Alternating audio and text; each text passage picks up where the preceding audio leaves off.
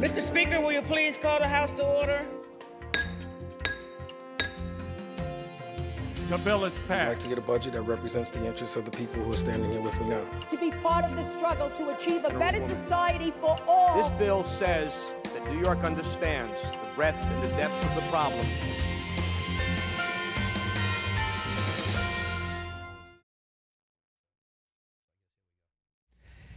Hello, I'm Tom Abinanti. I represent the 92nd Assembly District, which encompasses the towns of Greenburgh and Mount Pleasant and all of the communities in those two towns. This is one of a three-part series that we're doing to talk about anaphylaxis and epinephrine. Anaphylaxis is a condition where someone reacts very severely to an allergy, like a bee sting, or maybe they're allergic to nuts or something like that. And epinephrine is this wonder drug that, if applied within a very short period of time, will stop that negative reaction of the person's body. Today I have with me Jon Terry, who's the founder of an organization called Allergy, Advocacy, Association. And I have Dr. Jessica Stern, who's an allergist and immunologist at the University of Rochester Medical School? That's right. Okay, good. Let's start with Jon.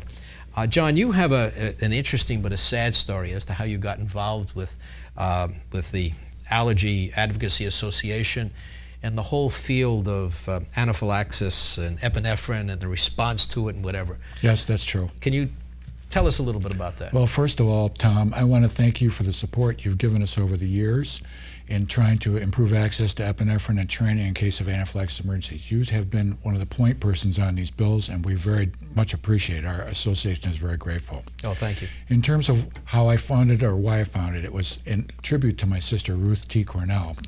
Ruthie was a victim of anaphylaxis after she was stung by a honeybee, and she went into a coma. This was just about 8 or 9 years ago, and the thing that happened with Ruthie that was very unfortunate, she didn't know that she was allergic to bee stings.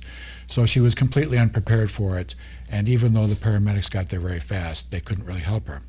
So that's one of the things that we try to do, is we try to train people in how to respond in an emergency, raise awareness, and try and get the public at large to be more careful with foods, with medications, and with insect stings, to make sure that they know what to do and to provide aid if it's needed. And also, if they have one themselves, to take proper care of themselves. Why were the emergency personnel not able to help your sister? I think mostly in that situation was because she was too far gone. The anaphylactic attack was very, very severe. And even though the EMTs were there in just a matter of minutes, the anaphylaxis attack must be eradicated or slowed down or stopped as soon as possible. That's why epinephrine is so important.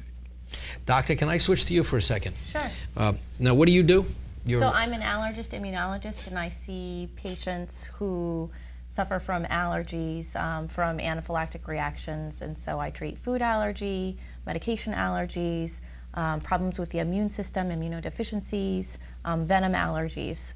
And what is an anaphylactic shock? So anaphylactic reaction is a very severe allergic reaction. What happens with allergies is that the cells in the body, the immune cells, become agitated, for a layperson's terms, and they release chemicals that set off a very severe reaction. So the immune system becomes overactivated from a foreign substance such as a food protein or insect venom or a medication. And what happens... But in practical terms, what happens to the person?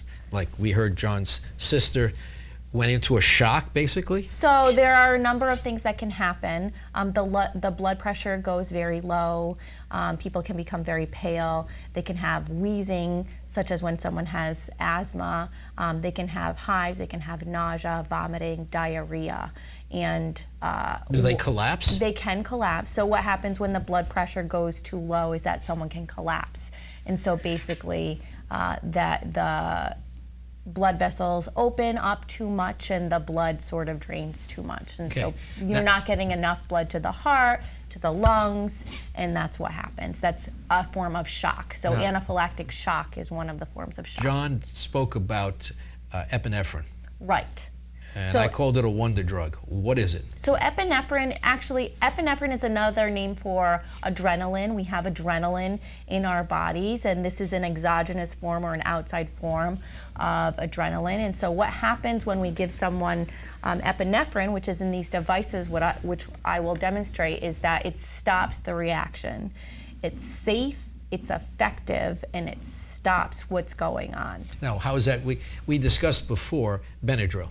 Right. Now, how is this different than a Benadryl? I guess Benadryl must be a brand name, right? So Benadryl is, right, so It's a the substance. other name for Benadryl is diphenhydramine. It's an antihistamine. So histamine is what's released from some of the cells when someone has an allergic reaction. So it's dealing with the symptom, not the cause. Exactly. And so the epinephrine stops the reaction in its tracks, whereas Benadryl or an antihistamine slows down the reaction, but Now- the epinephrine will stop it. Now, John, one of the things that your organization has been doing has been lobbying here in Albany, and I first put in a piece of legislation, having read about an incident in the New York Times about a kid who died because the school did not have epinephrine available.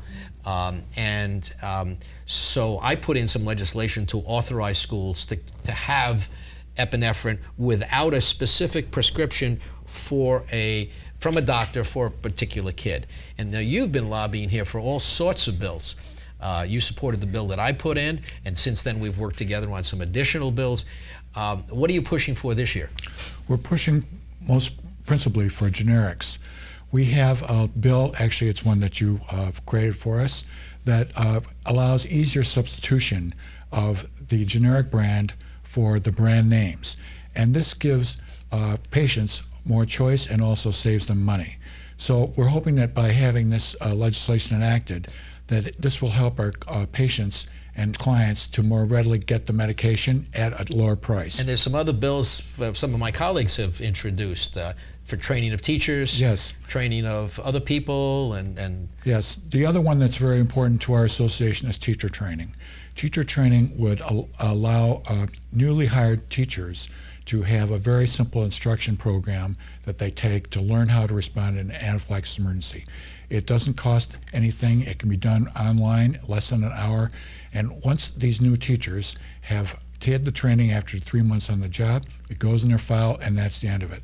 So by having more teachers trained in case the school nurse is not available and an anaphylactic attack does happen, that they can render first aid and hopefully save someone's life. yeah, it also gives people confidence that they know how to respond.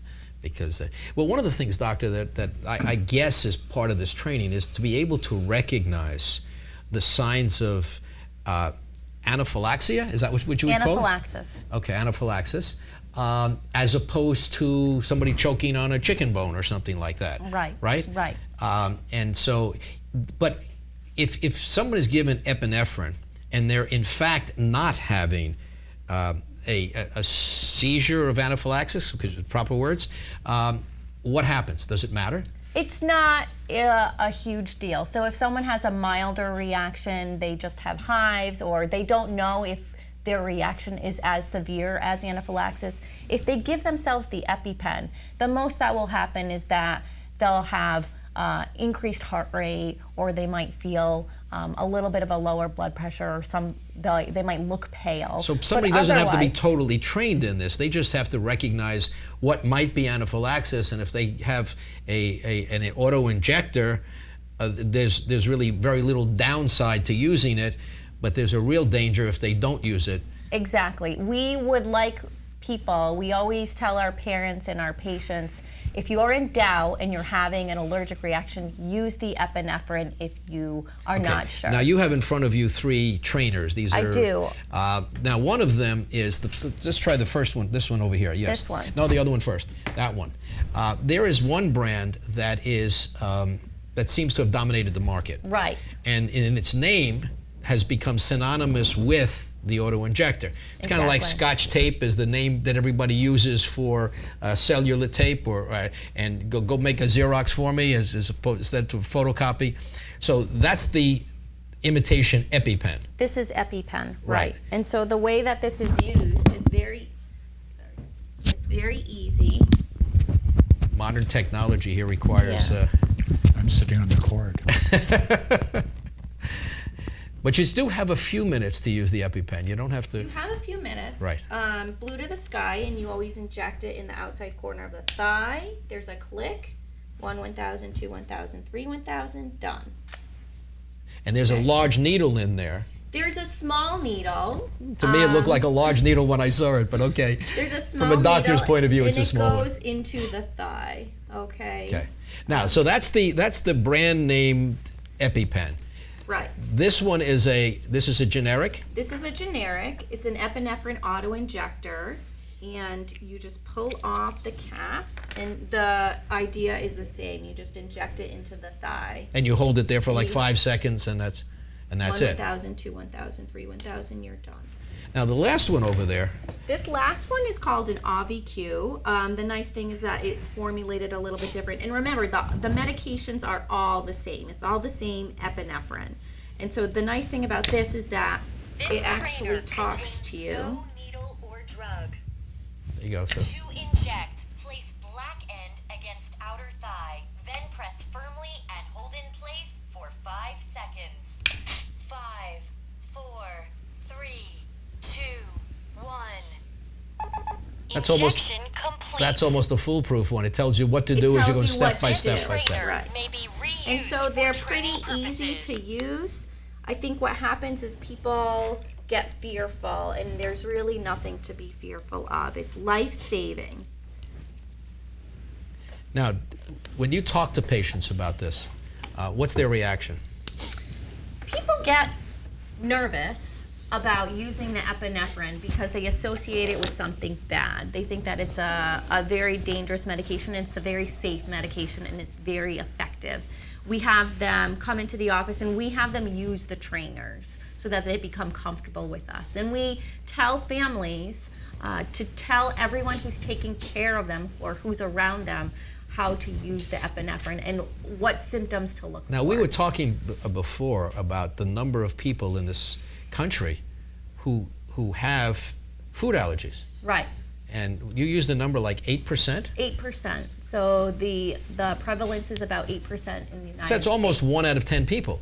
It's close to that. It's close to that. About 2 patients in a classroom or 2 students in a classroom can have that, and that's just for foods. That doesn't account for venom allergy or medication allergy. And we're talking about training. One of the things that I've heard, John, is in some situations, even the emergency medical technicians, the first responders, whether they be EMTs or not, don't think of using something like an EpiPen or intravenous epinephrine. Yes, even professionals are sometimes reluctant to administer it because of the nature of the drug and also because of the type of injector that they use.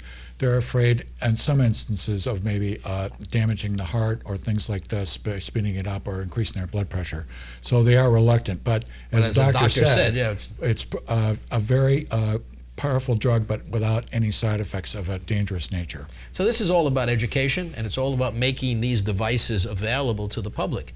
I'm a little disappointed because I'm understanding that the health department has not yet put out regulations pursuant to one of the bills that we passed, which would make these devices widely available. Anybody who takes a course, a simple course basically, to learn what we just talked about and how to identify someone going into anaphylaxis, could get an EpiPen prescription. So we were hoping that we would see places like Madison Square Garden and other sports arenas and places, restaurants, have these available for their staff. So we're going to have to talk to the health department about that and see how far along they are in putting out those regulations. But I want to thank both of you for joining us, and to the people watching, I hope this was informative to you. Talk to your doctors about it.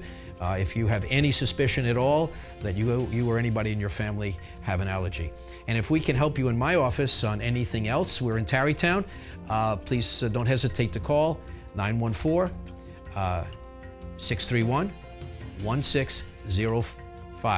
914-631-1605. Thank you.